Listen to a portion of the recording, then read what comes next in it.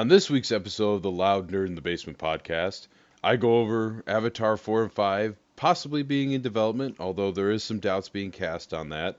Aragorn getting recast for the Hunt for Gollum movie, Spider-Man Brand New Day doing reshoots, a Mass Effect TV series that is in development in Amazon but has hit a setback. All this and much more on the Loud Nerd in the Basement podcast.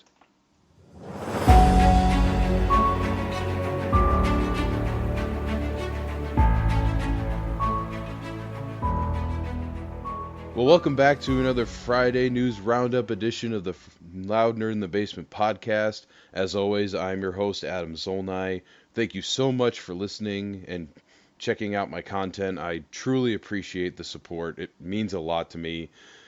Want to hit a couple of things on the docket before getting into the actual news. First of all, I will admit I am a liar. I originally said that this podcast would be only 15 to 20 minutes long. So far, I have not even gotten close to that marker, so I am revising my statement because being in charge of everything here at Loudner in the Basement, I can do that. I'm supreme leader here.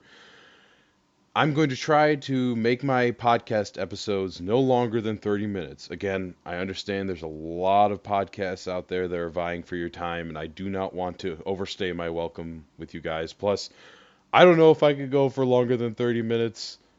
Insert whatever joke you want there. And also, I don't know if you would want to listen to me for more than 30 minutes. So, for both of our sanity, I'm trying to keep it under 30 minutes, but 15 to 20 minutes is just impossible for me right now. So, I'm just going to be honest with you and come out and say, here's my new podcast link. So, no longer than 30 minutes. Also, just wanted to give a shout out to a fellow Substacker in Bert McMurtle. Apologies if this is not how you pronounce your name. I understand last names, so I'm with you there. But he pledged $50 to my Substack out of the blue. Didn't ask for it. And again, this is not a call for further donations. Just wanted to give a shout out to him for doing that. I really appreciate it. Go check out his Substack. It'll be in the description of this podcast episode. He's part of Project Capricorn Media, which is a startup. Sounds like they've got some really exciting things on the docket. So check them out. Support them if you can. Again, just wanted to give a shout out. I really, really appreciate the donation. Again, this is not a call for further donations. If you want to really give me money, I'm not going to say no, but I understand the way things are right now. I'm not going to ask for money without giving you something extra in return. Also, currently up on Substack, my newest article is out. It's a review of the Super Mario Galaxy movie. This has been kind of a little bit of a polarizing one in terms of children's movies, where you have people arguing whether quality or fun is more important for a children's movie. I lean on the more side of fun, spoiler alert, but go check that out if you haven't already. I'm really proud of that one. But without further ado, let's get into the news. So first up, Avatar. We kind of got some conflicting reports on the status of 4 and 5. Currently, they're scheduled to be released in 2029 and 2031, respectively, which is insane. We're actually not that far away from those years. Where's the time going? But first, we had a quote from the producer Ra Sachinini, again, not great with names, who spoke with Inverse saying, quote, "Right now we are figuring out the schedule," she said. "We are working hard on it right now, budgeting, scheduling, planning, building out our new pipeline for them. As far as we're concerned, we're full speed ahead." So it sounds like as far as this producer is concerned, they are on their way to making Avatar 4 and 5. Now, if you've been with me since I started back in January, my first Friday News Roundup included a story about James Cameron talking about how Fire and Ash needed to make a lot of money in order for Disney to consider moving forward with this franchise. It made $1.5 billion, which nothing to sneeze at, but obviously the first Avatar made $2.9 billion. And then Way of Water made, I'm looking at the numbers right here, 2.3 billion. So 1.5 in the greater picture is not as great as 2.9 or 2.3, but that's still a boatload of money. So I mean, take what you can get here, Disney. But one of the things that Cameron has talked about is that if 4 and 5 get made, they need to be cheaper and shorter. And the Wrap actually talked to someone in Disney who says that Disney is yet to make an official call on this. So it sounds like the producer is hopeful and kind of almost advocating in the media, hey, I really want to get these made. We think that we can still make these a viable make this a viable franchise, excuse me. But at the same time, these do cost a bunch of money to make. I mean, visually they're stunning. I mean, the special effects are incredible on these movies, and that's no denying that. So I imagine that okay, if we're going to release two more of these and still keep up the level of quality in terms of effects that we have, probably going to need to make them shorter because both I think the last movie was about 3 hours. The previous movie was like 2 hours and 45 minutes, something like that. So you're talking a lot of special effects shots for a long movie and then asking for repeat viewings of said long movie. That's asking a lot. And we're seeing more and more that these big budget heavy effects laden movies can really fumble at the box office, and when it does, it's bad just because of the costs that are behind it. Because even with the tax breaks and everything, you're still looking at 250 to 300 million dollars for these movies, which is a lot. And then you factor in another 150 or so for marketing. That's a lot of money that you're putting down and hoping to recoup quickly. And I mean, the fact that you also have declining box office says maybe that there isn't as much interest for this franchise when it's on the regular. So maybe spacing out these movies where it's like, okay, hey, the next one's not going to come out for another 3 to 4 years. Maybe that's a good thing because, as we saw with Way of Water, that made almost as much as the original. And plus, the original also had re releases in theaters, so you have to factor that in as well. But maybe actually having more space between these films will help kind of rekindle the hunger for them, as opposed to making it like a Marvel movie where, hey, we're just moving on with the next one in a year or two, spacing it out more, making audiences miss that franchise again, have time to rewatch the previous movies.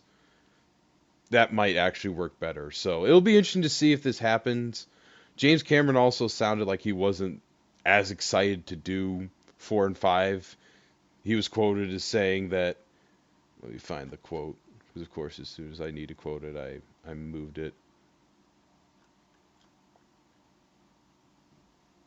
He says, I've been in Avatar land for 20 years, actually 30 years because I wrote it in 95, but I wasn't working continuously on it for those first 10 years. Yeah, absolutely sure. If this is where it ends, cool. And he said that he'd write a book if there's loose threads he wants to wrap up. So it'll be interesting to see where that goes. I think Disney does go ahead with this just because it is still a big money maker, and with MCU and Star Wars not in the best shape right now in terms of box office returns, I could see them turning to this and be like, "Hey, we can't stop this. Let's take this gravy train to the end of the line right now. This is all we really have." So it'll be interesting to see what comes out of that.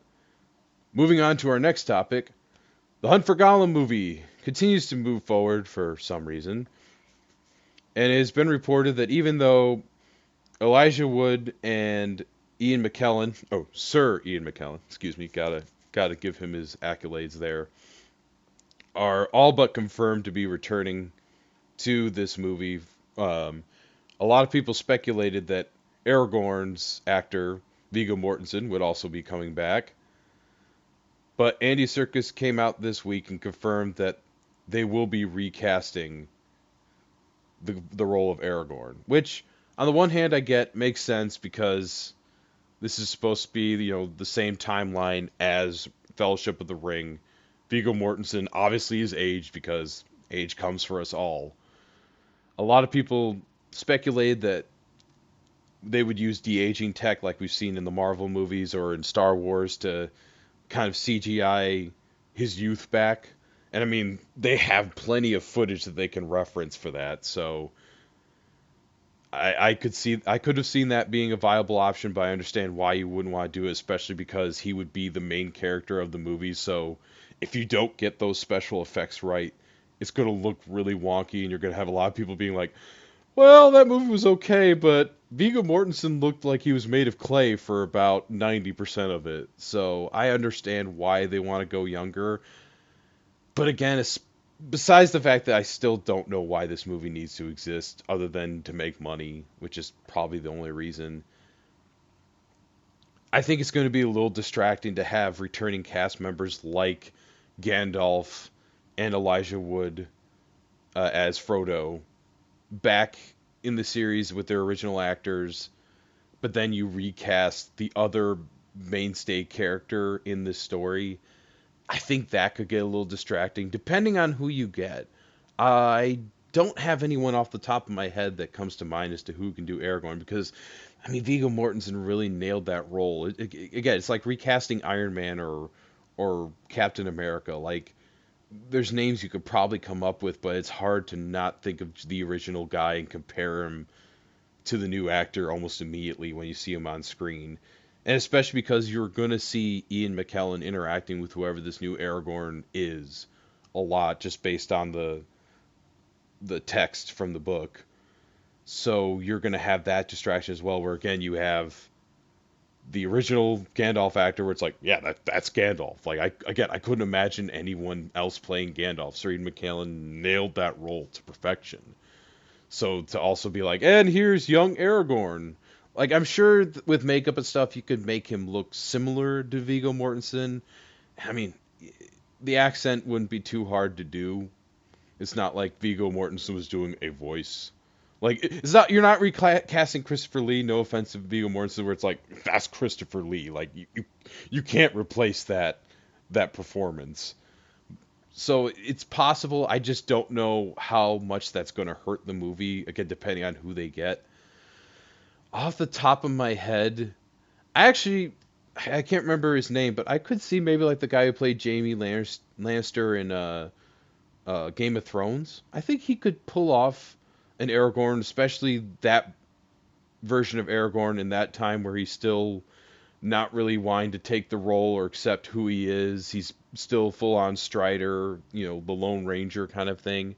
I think that actor could possibly make it work, and he looks similar to Viggo Mortensen enough that with some makeup and stuff, you could get him to pass along to where if you want to watch these movies in succession with one another, it wouldn't be that distracting to go from that guy to Viggo Mortensen. So I guess that would be the one casting that I could see happening and I would be okay with. But I feel sorry for whoever has to take on that role because that's just you're replacing a legend and a fan favorite. So it's just going to be really, really hard for whoever has to come in there. And again, this movie just has a huge uphill climb, in my opinion, to win over fans, I think. But moving on to our next news, spoilers for Daredevil Born Again. That show's going on. It's currently halfway through its second season. I've been enjoying it. I think it's a lot better than the first. The writing is more consistent, obviously, because you're not having one showrunner having to basically rework whatever was left over from the previous showrunners and splice that together to make it work. It's a lot more even in the writing and stuff. There's some issues, but I will give a full spoiler review on that once the show is fully complete. But Daredevil season 3 is Born Again season 3 is filming right now, and spotted on set were some characters that we were hoping would return and R. And I mean, it was kind of in the cards because we know, again, spoilers if you haven't been paying attention to the marketing. Jessica Jones is in this season, so we knew that they were starting to slowly bring back all the Netflix characters. And on set for season 3, we spotted Mike Coulter as Luke Cage and Finn Jones as Danny Rand were spotted on set. So it looks like we're getting a Defenders reunion, so to speak. And I'm glad. I mean, I really enjoyed Mike Coulter's Luke Cage. I thought that show was great. I really enjoyed the first season. I know the second season gets some flack, but I still enjoyed it for what it was. And he just nails Luke Cage. Like, he's the guy I picture whenever I read in the Luke Cage in the comics. Like, he's the voice, and his mannerisms are kind of what I see and picture when I look at him at Luke Cage in the comics. And Finn Jones is Danny Rand. I never watched the Iron Fist show. I heard it wasn't really worth watching.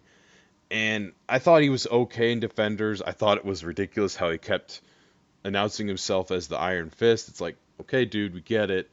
You don't need to announce it. Especially, I thought it was hilarious when you have the hand being like, oh, we've been looking for you. It's like, how could you not find this guy? He's only been announcing it to every person he meets on New York. He walks on the subway. I am Danny Rand, the immortal Iron Fist. It's like, we get it, dude. You got a glowy hand and can do some cool ninja moves. Great job. Great job. Daredevil's going to hand you your butt later in the series.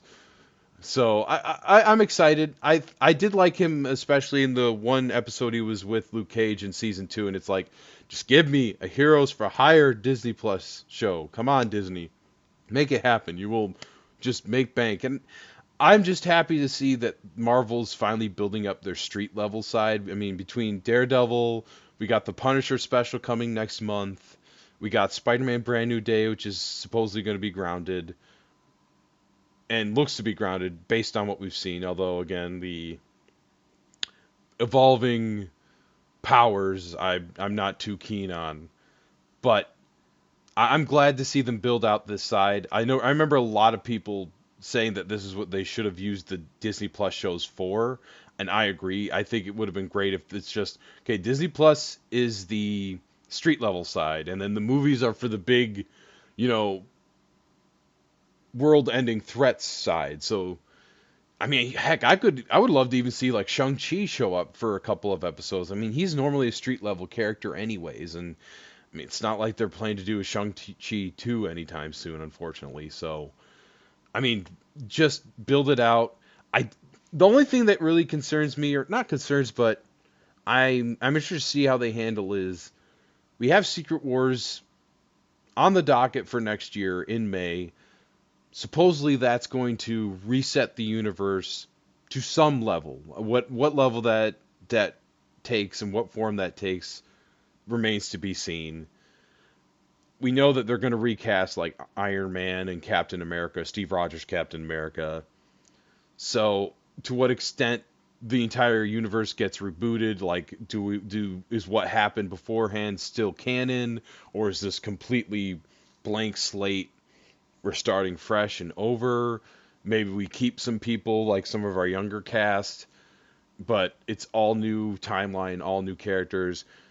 I don't know. So it's going to be interesting to see how this factors in. I mean, this is probably going to come out before Secret Wars because both seasons of Daredevil have come out in March, and Secret Wars next year is not slated to come out until mid to end of May.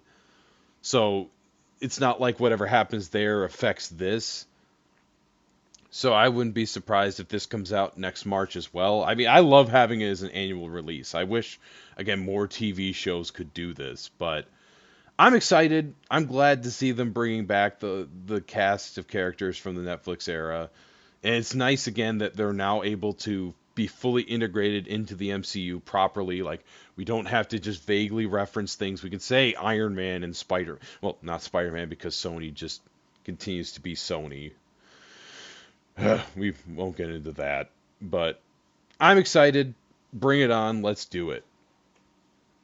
Continuing in the MCU trend, Tom Holland came out this week as well in a new interview with GQ and revealed that they are actually doing reshoots right now for Spider-Man Brand New Day. He said, quote, I can positively say that the stuff we're doing we don't need. The movie works and sings it as it is. We're just adding the icing on the cake in certain areas. We're finding some ways to add a little bit more humor. We're layering in a villain plotline in a new way and some really fun stuff. So, I mean, I know the internet loves to freak out whenever there's a report of reshoots. Ever since Suicide Squad 2016, everyone's like, ah, reshoots! This means the movie must suck. I'm not too concerned about this, the reshoots. Adding more humor, okay, it might just be, oh, hey, the joke we scripted and shot didn't land the way we wanted. Let's go back in and rework it. The villain plotline is interesting. I wonder if it's an added villain and it related again to Spider-Man's evolving powers, because like I said in a previous article, you have the storyline in the comics called The Other, where it's revealed there's a spider god, and Peter's been chosen as the spider totem, which is why he gets organic webbing in the comics for a brief time. The meta reason is because Marvel Comics was worried that people seeing the Tobey Maguire Spider-Man movies where he doesn't have web shooters, he has organic webbing, would read the Spider-Man comics and be utterly confused as to why Spider-Man isn't shooting webs from his wrist, but has these little web shooters attached to his hands. So they're like, we gotta be like the movies. So people complaining about brand synergy, it's been happening since the early 2000s, but I wonder if maybe the mystery villain plotline might be related to that, where again we have Keith David's voice in the trailer talking about spiders evolving and being reborn. So I wonder if they're adding more of him to kind of solidify that plot. Overall, I'm not too concerned with the reshoots themselves. I am concerned with how close the reshoots are. I mean, July is what, 3 months away, and we're doing reshoots still.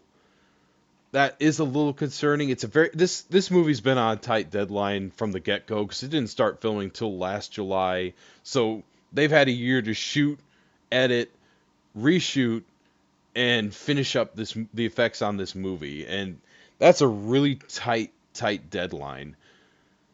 The only other thing I can think of for the mystery villain plot line is maybe also it connects more to Doomsday. I don't think we're going to get a Robert Downey Jr. cameo just because, again, he would cost a small fortune just to show up for 10 seconds at the end of a post-credits scene. So I doubt that it's him, but it could be, hey, maybe we're teasing some stuff there. But I do think a lot of it might be related to the evolving powers aspect. So we'll see how that plays out. But again, just a little concerned at the tight deadline they're running here, because now is the point where you should be done with reshoots and just focusing on editing, scoring, and all that, getting the effects finished up. So hopefully this doesn't feel too jarring, or the humor that they do add is not out of place because it feels painfully reshot. Again, the Spider-Man movies have never had this issue, so I'm not too concerned. For me, it's just I'm a little worried about the timeline of everything. It just feels like a lot of things are squished, and I get part of it is Tom Holland's been busy with other projects. You know, he's got the Odyssey that he finished shooting with Christopher Nolan, which probably is why there was a delay in shooting this movie, because you ain't getting in the way of the Christopher Nolan train, baby. That thing's running full steam ahead no matter what. No one's standing in the way of that. But I think it'll be okay in the end. Again, it's just a little tight deadline. But I still have high hopes for this movie. I think it will do good. Moving on to our next piece of news. So this actually is funny. It relates to a article that I had a couple weeks ago about video game movies or shows I'd like to see done with, and one of the things I put in there was Mass Effect, and apparently Prime Video is getting a series for Mass Effect. It's currently in the works. It's on the verge of a season order, according to the boss of Amazon TV, but apparently the cause for the delay is requested rewrites, I can't speak today, to make it more appealing to non-gamers. That does not give me much hope. I think Mass Effect is one of those things where, as a non-gamer, you could just watch the cutscenes and the story and someone play it, and it would be engaging like a TV show or movie. So to have them say we need to make it appeal to non-gamers, I don't know what that means. I don't know if you just don't trust or know the source material well enough, or if you have writers that don't trust or know the source material well enough. I just, I mean, it's very vague, so that could mean anything. It'd be like, hey, we need to dumb this down and explain it a bit more for people who've never played the games. That could be, it could be as simple as that, but the Halo show has taught me to always be wary whenever they're like, we want it to appeal to a broad audience. No, just make it for the people who love the games, and I guarantee you, people who don't love the games will enjoy it too. Best example of this is the Last of Us TV show. I know people never played those games, but they faithfully adapted, especially the first game, very well and made some changes, but the changes were good. They didn't step over the original story, and they just added and expanded to it. That show did great. It did great for HBO. It did great for PlayStation. So I don't understand this need to be attractive to people who don't play games. It's like you're ordering a Mass Effect series for people who like Mass Effect. So just make it for them. So I hope it's just they need to dumb it down a bit. They think they need to dumb it down for people who haven't played the games and explain some more back story and lore. But we will see. I wonder if it gets greenlit or not. If so, I doubt this series won't see the light of day until probably maybe late next year. Probably not until 2028 though. Just with how effects heavy it's going to be. A lot of the stuff you can do practically in terms of sets with like the Normandy ship and even the aliens. A lot of them you could do practically if you wanted to. So there's some cost cutting measures there, but again, you will need a lot more CGI than even something I think like The Boys. So we'll see how that goes. I'm sure we'll get more info on it as it gets further along and officially greenlit. But moving on to our last story, back to the MCU briefly. It was revealed this week from Collider I'm looking at. So Jason Schreier, who directed the Thunderbolts movie, is working on the new X-Men movie that's going to take place after Secret Wars. Rumors are that it's probably going to be released in 2028, which makes sense. Give it a year after Secret Wars to kind of let everything settle. I would imagine it's probably the first MCU thing we get after Secret Wars. But it was revealed that, let me see it, that the people writing it are the Beef creator Lee Sung-jin and the Bear scribe and co-showrunner Joanna Callow, and they're the ones that are writing it. That gives me hope. I've never seen the Beef, but I've heard good things. I really enjoy the Bear. I think it's a really well-written show. The drama on there is great. It doesn't get too soap opery, and it feels like you have actual adults talking to each other and not teenagers and adults' bodies being having pointless drama just to stretch out 8 episodes. So I'm really excited for that because the X-Men, a lot of the best stuff of X-Men hinges on the interpersonal drama between all the characters. I mean, it's a school, so you want some of that high school, college style drama mixed in there with the superpowers and the meta commentary that comes along with all of that. So if they're able to blend that all together, I think they're going to nail it because the the Fox movies, I have affinity for those again just because of nostalgia mostly. They didn't delve into that as much as I would have liked. So to be able to just be like, no, we're basically writing a school drama with the X-Men powers and meta commentary as the dressing window dressing. I think that's perfect. It gives me a lot of hope. I love Thunderbolts, so that director's already shown that he can handle a big cast of characters and balance everybody. So I'm excited. Bring it on. I think this is great news and already a good step in the right direction.